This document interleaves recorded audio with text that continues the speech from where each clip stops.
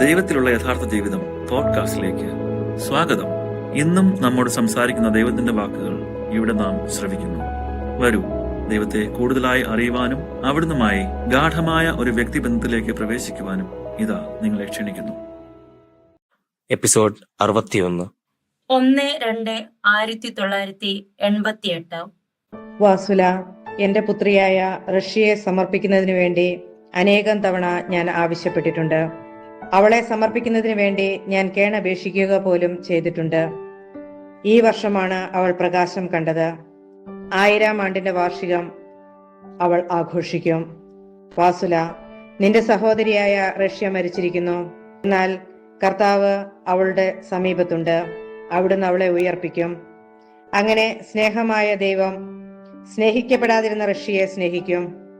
അങ്ങാണ് എന്റെ ദൈവവും രക്ഷകനും എന്ന് അവൾ വിളിച്ചു പറയും. അവളുടെ നിലവിളിയുടെ ഈ സ്വരം കേൾക്കുന്ന പിശാചുക്കൾ ഓടിയൊളിക്കും. ഭയവിഹുലരായ പിശാചുക്കൾ ഓടിമറയും. റഷ്യൻ ജനത ഒന്നായി തീരുകയും അവൾ ദൈവത്തിന്റെ ഏറ്റവും വിശ്വസ്ത ഭക്തയുമായി തീരുമെന്നതുമാണ് പിശാചുക്കളുടെ ഭയത്തിന് കാരണം. അവൾ ദൈവത്തിന്റെ ശക്തിയാൽ സൗഖ്യപ്പെട്ട് ഉയർപ്പിക്കപ്പെടും. അവളുടെ വിശുദ്ധിയുടെ ഉയരവും സർവശക്തനോടുള്ള ഭക്തിയും അവളുടെ അയൽക്കാർ എല്ലാവരെയും ആകർഷിക്കും. ദൈവത്തിന്റെ മഹത്വത്തിന്റെയും സ്നേഹത്തിന്റെയും കരുണയുടെയും പ്രതീകമായിരിക്കും റഷ്യ. ഞങ്ങളുടെ കാതുകൾക്ക് ഇമ്പകരമായ അവളുടെ മാധുര്യമുള്ള പ്രാർത്ഥനാഗീതങ്ങളും സ്തോത്രഗാനങ്ങളും അവളുടെ ശോഭയേറിയ ചലനങ്ങളും കുന്തുരുക്ക ധൂപം പോലെ സ്വർഗത്തിലേക്ക് ഉയരും. ദൈവം 1000 വർഷങ്ങൾക്ക് മുമ്പ് അവളെ ഉയർപ്പിച്ചതുപോലെ തന്നെ സ്നേഹം അവളെ വീണ്ടും ഉയർപ്പിക്കും. ദൈവത്തിന്റെ മഹത്വത്തിന്റെയും സ്നേഹത്തിന്റെയും കരുണയുടെയും പ്രതീകമായിരിക്കും റഷ്യ. ഞങ്ങളുടെ കാതുകൾക്ക് ഇമ്പകരമായ അവളുടെ മാധുര്യമുള്ള പ്രാർത്ഥനാഗീതങ്ങളും സ്തോത്രഗാനങ്ങളും അവളുടെ ശോഭയേറിയ ചലനങ്ങളും കുന്തുരുക്ക ധൂപം പോലെ സ്വർഗത്തിലേക്ക് ഉയരും. ദൈവം 1000 വർഷങ്ങൾക്ക് മുമ്പ് അവളെ ഉയർപ്പിച്ചതുപോലെ തന്നെ സ്നേഹം അവളെ വീണ്ടും ഉയർപ്പിക്കും. ഇവിടെ പരിശുദ്ധ മാതാവിന്റെ സന്ദേശം അവസാനിക്കുന്നു. ഞാൻ ഉത്ഥാനത്തിന്റെ നാഥനായ കർത്താവാണ്. ഞാൻ റഷ്യയെ ഉയർപ്പിക്കുമ്പോൾ അവൾ വീണ്ടും എനിക്കുള്ള കാഴ്ചവസ്തുക്കൾ അർപ്പിക്കും. സ്നേഹത്താൽ അവൾ എന്റെ ഭവനമായ സഭയെ അലങ്കരിക്കും. ഞാൻ അവളെ വീണ്ടും എന്നോട് ഐക്യപ്പെടുത്തും. എന്റെ അപ്പവും എന്റെ വീഞ്ഞും ഞാൻ അവൾക്ക് നൽകും. എനിക്കുള്ള ഭക്ഷണം അവൾ നിരസിക്കുകയില്ല. എന്റെ ദാനം അവൾ സ്വീകരിക്കും. അവൾ എന്റെ അപ്പം ഭക്ഷിച്ച് എന്റെ വീഞ്ഞു പാനം ചെയ്ത് അവളെ തന്നെ നവീകരിച്ചുകൊണ്ട് എന്നെ പ്രകീർത്തിച്ചുകൊണ്ടിരിക്കും. എന്റെ മഹത്വത്താൽ ഞാൻ അവളെ വസ്ത്രമണിയിക്കും. ഞാൻ അവളെ മഹിമാപ്രഭാവത്തോടെ അലങ്കരിക്കും. എന്റെ സ്വന്തം ഉറവയിൽ നിന്നുള്ള വെള്ളം കൊണ്ട് ഞാൻ അവളുടെ തോട്ടത്തെ ജലസേചിതമാക്കും. ഞാൻ അവളുടെ അറപ്പുരകൾ നിറയ്ക്കും. എന്റെ കണ്ണുകൾ അവളെ നിരീക്ഷിക്കുന്നുണ്ട്. അല്ലയോ വസൂല, കാത്തിരുന്ന് കാണുക. മകളെ, എന്റെ പത്രോസ്, മാർപ്പാപ്പ, നിന്റെ സഹോദരിയായ റഷ്യ സന്ദർശിക്കുന്നത് കാണാൻ ഞാൻ എത്ര നാൾ കാത്തിരിക്കണം. ഇനിയും വളരെയേറെ കാര്യങ്ങൾ വെളിപ്പെടുത്തുവാനുണ്ടെന്ന ഒരു ധ്വനിയുണ്ടായിരുന്നു യേശുവിന്റെ ശബ്ദത്തിൽ. യേശു വളരെ സന്തോഷവാനായി കാണപ്പെട്ടു. കർത്താവെ, റഷ്യ സന്ദർശിക്കുവാൻ മാർപ്പാപ്പയെ പ്രോത്സാഹിപ്പിക്കണമേ. കർത്താവെ, അങ്ങയുടെ ഹിതമാണെങ്കിൽ മാർപ്പാപ്പയുടെ സന്ദർശനത്തിനുള്ള വഴി തുറക്കണമേ. വരൂ, ഞാൻ അനേകം ഹൃദയങ്ങളിൽ പ്രവർത്തിച്ചുകൊണ്ടിരിക്കുന്നു. വസൂല, എന്റെ പിതാവിന്റെ അനുഗ്രഹം നേടുന്നതിന് വേണ്ടി പ്രാർത്ഥിക്കുക. ഞാൻ എന്റെ സഭയെ പുനരുദ്ധരിക്കും. അവിശ്വസ്തരായവർക്ക് ഹാ ദുരിതം. വസൂല, കർത്താവായ ഞാനാണ് ഉയരമുള്ള വൃക്ഷങ്ങളുടെ വളർച്ച മുരടിപ്പിക്കുന്നതും ചെറിയ വൃക്ഷങ്ങളെ വളർത്തുന്നതും എന്ന കാര്യം നിന്നെ ഓർമ്മിപ്പിക്കുവാൻ ഞാൻ ആഗ്രഹിക്കുന്നു. ഇപ്പോൾ വരൂ, നമ്മൾ, നമുക്ക്, വസൂല, ഒരിക്കലും സംശയിക്കരുത്. നിന്റെ ആന്തരിക നയനങ്ങൾ കൊണ്ട് ഞങ്ങളെ ദർശിക്കുവാൻ ഞാൻ നിന്നെ പഠിപ്പിച്ചിട്ടുണ്ടല്ലോ. ഞാൻ നിന്റെ അധ്യാപകനാണല്ലോ. ഞാൻ നിന്നെ സ്നേഹിക്കുന്നു. ഒരിക്കലും സംശയിക്കരുത്. യേശു ചാരുകസാരിയിൽ ഇരിക്കുന്ന ഒരു ദർശനം ഞാൻ പെട്ടെന്ന് കണ്ടു. പുഞ്ചിരിച്ചുകൊണ്ട് പരിശുദ്ധ മാതാവും സമീപത്തുണ്ടായിരുന്നു. 2-2-1988. പുഷ്പമേ, സമാധാനം നിന്നോടുകൂടെ. നിന്റെ രക്ഷകനായ യേശുവാണ് ഞാൻ. നികൃഷ്ടതയുടെ മധ്യത്തിൽ, നികൃഷ്ടാവസ്ഥയിൽ സ്നേഹം നിന്നെ കണ്ടെത്തി. പ്രിയപ്പെട്ടവളെ, കർത്താവായ ഞാൻ എന്റെ ദൈവീക കരം നിന്റെ മേൽ വെച്ചുകൊണ്ട് നിന്നെ അലങ്കരിച്ചു. എന്നെ നോക്കുന്നത് എന്നെ മഹത്വപ്പെടുത്തുന്നു. ഞാൻ യേശുവിന്റെ ചിത്രത്തിൽ നോക്കിയതിനെ യേശു ഇവിടെ സൂചിപ്പിക്കുന്നു. യേശുവെ, നികൃഷ്ടിയായിരിക്കുന്നതിൽ ഞാൻ എന്നെ തന്നെ വെറുക്കുന്നു. വസൂല, നീ എന്താണ് പറയുന്നത്? യേശു ഞെട്ടിപ്പോയതുപോലെ തോന്നി. എപ്രകാരം ഞാൻ നിന്നോട് ഐക്യപ്പെട്ടിരിക്കുന്നെന്ന കാര്യം നീ മറന്നുപോയതുപോലെ തോന്നുന്നു. നീ എന്താണ് പറയുന്നതെന്ന കാര്യം നീ ഓർക്കണം. നമുക്ക്, നമ്മൾ എന്നത് ഓർക്കണം. യേശുവേ, അങ്ങയുടെ ക്ഷമ വളരെ വലുതാണ്. ഞാൻ നിന്നെ സ്നേഹിക്കുന്നു. വരൂ, എന്റെ അമ്മ പറയുന്നത് ശ്രദ്ധിക്കുക. ഞാൻ നിന്നെ എത്രയധികമായി സ്നേഹിക്കുന്നു. എന്റെ ഭവനത്തിന് നിന്നെ ആവശ്യമുണ്ട്. എന്റെ കുഞ്ഞെ, എന്റെ ഭവനത്തിന്റെ വാതിലുകൾ നിനക്കായി വിസ്താരത്തിൽ തുറന്നിട്ടിരിക്കുന്നു. 3-2-1986. വസൂല, ഈ വിധത്തിൽ നീ എന്നെ സമീപിക്കുമ്പോൾ ഞാൻ എത്രയധികം കൂടുതലായി നിന്നെ സ്നേഹിക്കുന്നുണ്ടെന്ന് നിനക്കറിയാമോ? നീ നികൃഷ്ടയാണെന്ന് സ്വയം തിരിച്ചറിഞ്ഞ് എന്റെ സന്നിധിയിൽ വന്ന് നിന്റെ മുട്ടുകൾ മടക്കുന്നു. നിന്റെ ഹൃദയം എന്റെ മുമ്പിൽ തുറന്നു വെക്കുന്നു. എന്റെ കുഞ്ഞെ, നിന്റെ കണ്ണീർ കണങ്ങൾ, സ്നേഹത്തിന്റെ നിന്റെ കണ്ണീർ, എന്നെ തീക്ഷ്ണമായി ആഗ്രഹിക്കുന്നതിന്റെ ഫലമായി നിന്നിലുണ്ടാകുന്ന കണ്ണുനീർ തുള്ളികൾ എല്ലാം എന്റെ മുറിവുകളെ സൗഖ്യമാക്കുന്ന ഉത്തമ ലേപന ഔഷധമാണ്. അല്ലയോ മകളെ, എന്റെ മീറായെ, എനിക്ക് സാക്ഷ്യം വഹിക്കുന്നവളെ ഞാൻ എത്രയധികം സ്നേഹിക്കുന്നു. എന്റെ മണവാട്ടി, നിന്റെ നെടുവീർപ്പുകൾ എന്നോടുള്ള ദശലക്ഷം സ്നേഹവാക്കുകൾ പോലെ മുഴങ്ങുന്നു. എന്റെ കരത്താൽ അനുഗ്രഹിക്കപ്പെട്ടവളെ, എന്റെ പുഷ്പമേ, നിരാശപ്പെടരുത്. ഇത്തവണ ആബേൽ കൊല്ലപ്പെടുകയില്ല. അതെ, ഇത്തവണ ആബേൽ ജീവിക്കും. നിന്റെ ഹൃദയത്തിൽ എനിക്ക് വേണ്ടി ഒരു സ്വർഗം സൃഷ്ടിക്കുക. ഞാൻ ക്ഷീണിതനാണ്, എനിക്ക് വിശ്രമിക്കണം. പുഷ്പമേ, എനിക്ക് സുഗന്ധമേകുക. നിന്റെ സ്നേഹത്താൽ എന്നെ സമാശ്വസിപ്പിക്കുക. കുഞ്ഞെ, സൗന്ദര്യത്താൽ ഞാൻ നിന്നെ വസ്ത്രമണിയിക്കും. ഞാൻ നിന്റെ പാപങ്ങൾ ക്ഷമിക്കും. പാപപങ്കില ജീവിതമാകുന്ന പഴയ മനുഷ്യനായ നിന്റെ പഴകിയ വസ്ത്രങ്ങൾ ഇനിമേലുണ്ടാവില്ല. പുഷ്പമേ, നിന്നെ ഞാൻ അലങ്കരിക്കും. ഞാൻ നിന്നെ പൂർണ്ണമായി നവീകരിക്കും. വസൂല, ഞാൻ നിന്നെ സ്നേഹിക്കുന്നു. എന്റെ കൃപ നിന്റെ മേലുണ്ട്. ഇതാ, എന്റെ കരം പിടിച്ചുകൊള്ളൂ. ഞാൻ നിന്നെ വഴി നയിച്ചുകൊണ്ടിരിക്കുന്നു. പരിശുദ്ധ മറിയം സംസാരിക്കുന്നു. അല്ലയോ വാസുല, സംശയിക്കരുത്. ഞാൻ നിന്നെ വിളിക്കുന്നു. നീ ക്രിസ്തുവിനു വേണ്ടി മാത്രം ജീവിക്കണം. ലോകത്തിന്റെ പാപങ്ങളെ പ്രതി ദൈവനീതിയുടെ പാനപാത്രം നിറഞ്ഞു കവിയുന്നു. ഈ സന്ദേശം ദൈവത്തിന്റെ അവസാനത്തെ മുന്നറിയിപ്പാണ്. അവർ ദൈവത്തെ അനുസരിക്കുവാൻ വിസമ്മതിച്ചാൽ ദൈവകരം അവരുടെ മേൽ പതിക്കുവാൻ ഞാൻ ഇടവരുത്തും. പിന്നീട് ഒരിക്കലും ദൈവനീതിയുടെ പാനപാത്രം അവരുടെ മേൽ പതിക്കാതിരിക്കുവാൻ എനിക്ക് തടഞ്ഞു വെക്കുവാൻ കഴിയുകയില്ല. അത് ഭാരം കൂടിക്കൂടി വരുന്നു. വാസുല, ഞാൻ എന്റെ അത്ഭുതം ഉടനെ പ്രവർത്തിക്കും. സമയം ആസന്നമായിരിക്കുന്നു. ഈ ദിവസങ്ങളിൽ പരിശുദ്ധ ദൈവമാതാവ് എന്നെ പഠിപ്പിക്കുകയായിരുന്നു. അമ്മ എന്ന വാക്കിന് വളരെ ഊന്നൽ നൽകിക്കൊണ്ടാണ് എന്നോട് സംസാരിച്ചത്. അവൾ എല്ലാ മനുഷ്യരുടെയും അമ്മയാണെന്ന് അവിടുന്ന് എന്നെ പഠിപ്പിച്ചു. ഞാൻ മാതാവിൽ നിന്ന് പഠിച്ച മറ്റൊരു കാര്യം മാതാവും യേശുവും വേർപെടാനാവാത്ത വിധം ഐക്യപ്പെട്ടിരിക്കുന്നു എന്നാണ്. യേശു എവിടെയുണ്ടോ അവിടെ മാതാവുമുണ്ട്. അവരുടെ ഹൃദയങ്ങൾ ഐക്യപ്പെട്ട് ഒന്നായി തീർന്നിരിക്കുന്നു. കാലത്തിന്റെ അവസാനം എന്ന് പരിശുദ്ധ മാതാവ് പറയുമ്പോൾ കാലഘട്ടത്തിന്റെ അവസാനം എന്ന അർത്ഥത്തിലാണ് നമ്മൾ മനസ്സിലാക്കേണ്ടത്. നമ്മൾ ഇപ്പോൾ ജീവിക്കുന്ന ഈ കാലഘട്ടം തിന്മ നിറഞ്ഞതാണ്. അതിനാലാണ് ദൈവം ഇടപെടുന്നത്. സഭയുടെ നവീകരണം ആസന്നമായിരിക്കുന്നു. ദൈവരാജ്യം നിങ്ങൾ എല്ലാവരുടെയും ഇടയിലുണ്ട്. കാലഘട്ടത്തിന്റെ അവസാനത്തെക്കുറിച്ച് മനസ്സിൽ കരുതൽ വേണം. എപ്രകാരമാണ് യേശുവിന്റെ സന്ദേശം അവിടുത്തെ ശരീരമായ സഭയെ സൗഖ്യപ്പെടുത്തി ഐക്യപ്പെടുത്തുക എന്ന് ചിന്തിക്കുക. യേശുവിന്റെ രക്ഷാകര പദ്ധതി എപ്രകാരമാണ് ദശലക്ഷക്കണക്കിന് മനുഷ്യരെ വീണ്ടെടുത്ത് രക്ഷിക്കുന്നതെന്ന് ചിന്തിക്കുക. യേശുവിന്റെ സമാധാനത്തിന്റെയും സ്നേഹത്തിന്റെയും സന്ദേശം എപ്രകാരമാണ് ഞങ്ങളുടെ മക്കളെ സ്നേഹത്തിലേക്ക് മടക്കിക്കൊണ്ടുവരുന്നതെന്ന് ചിന്തിക്കുക. അവിടുത്തെ അപ്പം തന്നെയായ സന്ദേശം രുചിച്ചറിയുന്ന നിമിഷം യേശു അവരെ മാനസാന്തരപ്പെടുത്തും. അത് സ്നേഹത്തിന്റെ ഫലമായിരിക്കും. സ്നേഹം നിങ്ങളെല്ലാവരെയും പുനഃസ്ഥാപിക്കും.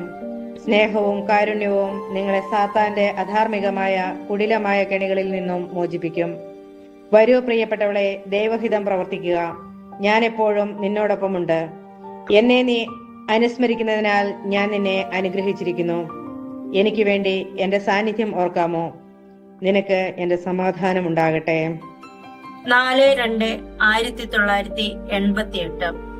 യേശു ഇന്ന് വളരെ വ്യക്തമായിട്ടാണ് എനിക്ക് ദർശനം അരുളിയത്. ചിലപ്പോഴെല്ലാം ഇത് യഥാർത്ഥമല്ലായിരിക്കുമെന്ന് വരെ എനിക്ക് തോന്നിയിട്ടുണ്ട്. ചിലപ്പോൾ ഞാൻ യേശുവിനെ കാണുന്നില്ല. കാണുന്നുണ്ടെന്ന് തോന്നുന്നതാണെന്ന് വരെ ചിന്തിച്ചിട്ടുണ്ട്. ഇത്തരം ചിന്തകൾക്കിടയിൽ ഈ ദർശനങ്ങൾ യഥാർത്ഥത്തിൽ ഉള്ളതാണെന്ന് യേശു എന്നെ ബോധ്യപ്പെടുത്തി തന്നു. യേശുവെ, അങ്ങ് തന്നെയാണോ ഇത്?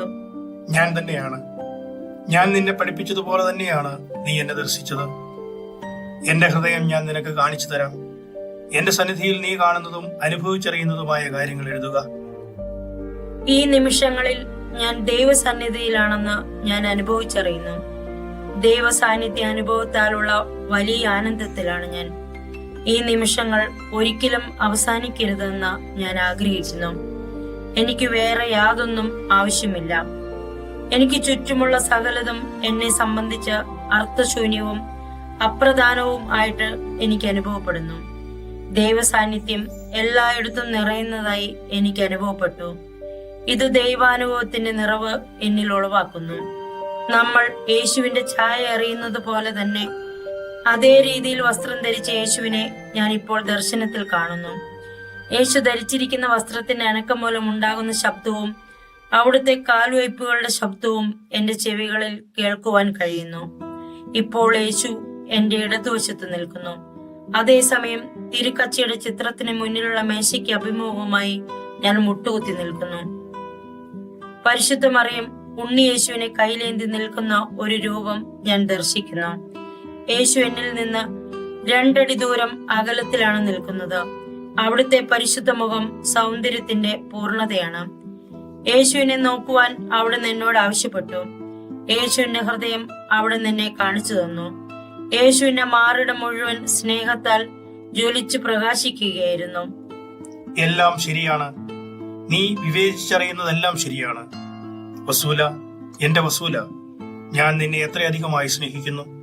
പ്രിയപ്പെട്ടവളെ, നീ ആഗ്രഹിക്കുമ്പോഴെല്ലാം നിനക്ക് എന്നെ സമീപിക്കാവുന്നതാണ്. നീ എന്റെ ഹൃദയം കണ്ടു കഴിഞ്ഞു.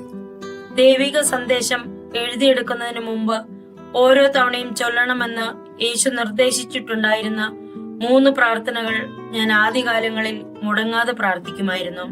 പിന്നീട് ഞാൻ ആ പതിവ് പ്രാർത്ഥനകൾ നിർത്തലാക്കി. പരിശുദ്ധ മറിയം ആ പ്രാർത്ഥനകൾ വീണ്ടും ചൊല്ലി പ്രാർത്ഥിക്കുവാൻ ആവശ്യപ്പെട്ടു. പരിശുദ്ധ മറിയം എന്നെ ഇക്കാര്യം ഓർമ്മപ്പെടുത്തിയതിനു ശേഷം ഞാൻ ആ പ്രാർത്ഥനകൾ മുടങ്ങാതെ പ്രാർത്ഥിക്കാറുണ്ട്. ഈ 3 പ്രാർത്ഥനകൾ ചൊല്ലി എങ്ങനെയാണ് സന്ദേശം എഴുതി തുടങ്ങേണ്ടതെന്ന് യേശു എനിക്ക് വിശദീകരിച്ചു തന്നു. കാരണം ഒരു ദിവസത്തിൽ ഒരു പ്രാവശ്യം മാത്രം ഈ പ്രാർത്ഥനകൾ ചൊല്ലിയാൽ മതിയോ, അഥവാ ഓരോ തവണ സന്ദേശം എഴുതിയെടുക്കാൻ തുടങ്ങുന്നതിന് മുമ്പ് ഈ പ്രാർത്ഥനകൾ ചൊല്ലണമോ എന്ന കാര്യത്തിൽ എനിക്ക് സംശയമുണ്ടായിരുന്നു. ചിലപ്പോൾ ഒരു ദിവസം 3-4 തവണ സന്ദേശം സ്വീകരിക്കാറുണ്ട്. ചിലപ്പോൾ ഒരു വാചകം മാത്രമായിരിക്കും സന്ദേശമായിട്ട് ലഭിക്കുന്നത്. വസൂല, എന്റെ മക്കളെ ഒരുമിച്ച് കൂട്ടി കുറെ നാളുകൾക്ക് മുമ്പ് ഞാൻ നിനക്ക് പറഞ്ഞു തന്ന സന്ദേശം അവരെ വായിച്ചു കേൾപ്പിക്കുക. നീ ആ സന്ദേശം അവരെ വായിച്ചു കേൾപ്പിക്കണമെന്ന് ഞാൻ ആവശ്യപ്പെടുന്നു. ഞാൻ സന്ദേശം വായിക്കുവാൻ മടി കാണിച്ചപ്പോഴാണ് യേശു ഇപ്രകാരം പറഞ്ഞത്: ഞാൻ അവരെ സ്നേഹിക്കുന്നു. ഞാൻ അവർ എല്ലാവരുടെയും മധ്യത്തിലുണ്ട്. എന്റെ സൃഷ്ടികളെ, നിങ്ങൾ എന്റേതാണ്. നിങ്ങൾ എന്റെ വിത്തുകളാണ്. പ്രിയപ്പെട്ടവരെ, ഞാൻ നിങ്ങളുടെ രക്ഷകനാണ്. നിങ്ങൾ എന്റെ അടുക്കിലേക്ക് മടങ്ങി വരാമോ? നിങ്ങൾ എന്റെ ആശ്ലേഷത്തിനുള്ളിലേക്ക് കടന്നു വരാമോ? ഞാൻ നിങ്ങളുടെ പാപങ്ങൾ ക്ഷമിക്കാം. വന്ന് എന്റെ അപ്പം ഭക്ഷിക്കുക. വന്ന് എന്റെ വീഞ്ഞു പാനം ചെയ്യുക. നിങ്ങൾ പശ്ചാത്തപിക്കുമെങ്കിൽ ഞാൻ നിങ്ങളോട് ക്ഷമിക്കും. എന്റെ ഹൃദയസ്പന്ദനങ്ങൾ ശ്രദ്ധിക്കുക. എന്റെ ഓരോ ഹൃദയസ്പന്ദനവും ഓരോ മനുഷ്യനും വേണ്ടിയുള്ള ഒരു വിളിയാണ്. വസൂല, നീ അവരെ കഴിഞ്ഞ ദിവസത്തെ എന്റെ സന്ദേശവും ഇന്നത്തെ ഈ സന്ദേശവും വായിച്ചു കേൾപ്പിക്കാമോ? പിന്നീട് സഭകൾക്കും ജനങ്ങൾക്കും വെളിപാടുകളെ കുറിച്ച് സംശയങ്ങൾ ഉണ്ടെന്ന് വിശദമാക്കുന്ന ഒരു പത്രശകലവും ഒരു സുഹൃത്ത് എനിക്ക് അയച്ച കത്തും വായിച്ചതിനു ശേഷം എനിക്ക് മനസ്സിലായി, ഈ സന്ദേശം അംഗീകരിക്കുവാൻ ഏതു പുരോഹിതനും വളരെ ബുദ്ധിമുട്ടാണെന്ന്. കാരണം വളരെയധികം വ്യാജ സന്ദേശങ്ങൾ പ്രചരിക്കുന്നുണ്ട്. എങ്കിലും ഫാത്തിമയിൽ നൽകപ്പെട്ട ദൈവിക സന്ദേശങ്ങളെ പ്രതി പോലും സഭാധികാരികൾക്കുണ്ടായിരുന്ന സംശയങ്ങൾ എനിക്ക് മറക്കുവാൻ കഴിഞ്ഞില്ല. ഗരബന്താളിൽ നൽകപ്പെട്ട സന്ദേശത്തെ പ്രതിയും അവർക്ക് സംശയങ്ങളുണ്ട്. ഒരുപക്ഷെ ഇന്നോ നാളെയോ പിന്നീടോ അവർ ഈ സന്ദേശങ്ങൾ അംഗീകരിച്ചേക്കാം. സംശയം വളരെ വലിയ തടസ്സം തന്നെയാണ്. പിതാവേ, ഞാൻ തുടർന്നെഴുതുവാൻ മടിച്ചു.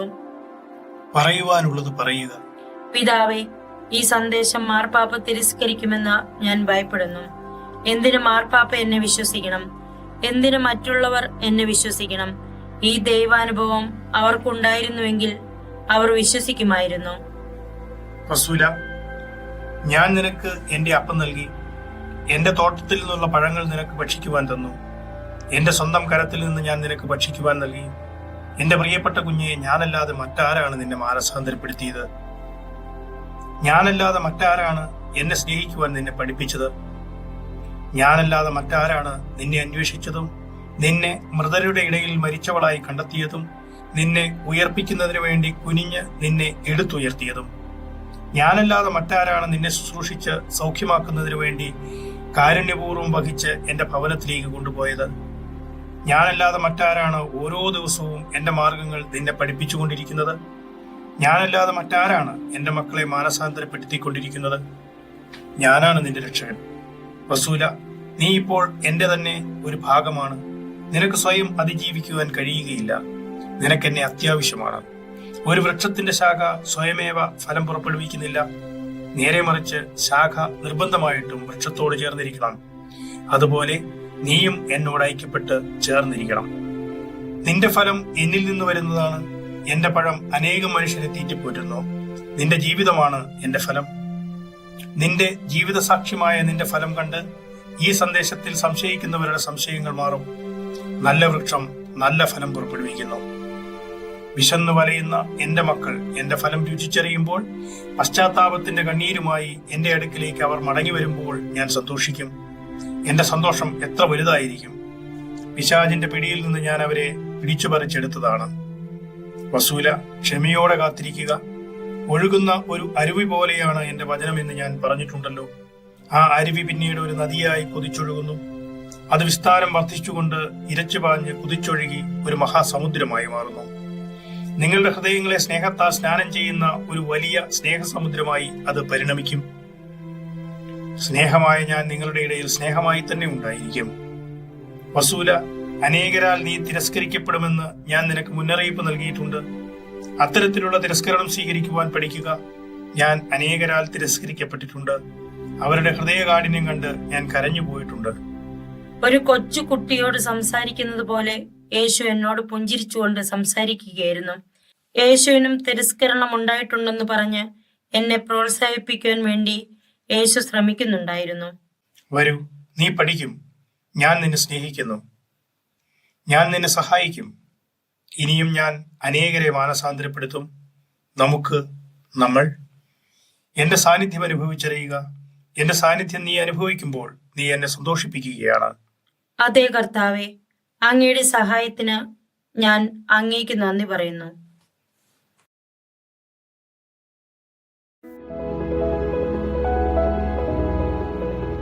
നിങ്ങൾ കേട്ടത് ദൈവത്തിലുള്ള യഥാർത്ഥ ജീവിതം പോഡ്കാസ്റ്റ്. അടുത്ത എപ്പിസോഡിൽ വീണ്ടും കണ്ടുമുട്ടുമ്പോഴേക്കും അവിടുത്തെ കരുണാദ്ര സ്നേഹത്തിൽ ഒരു പടി കൂടെ ആഴപ്പെടാൻ ഇടവരട്ടെ.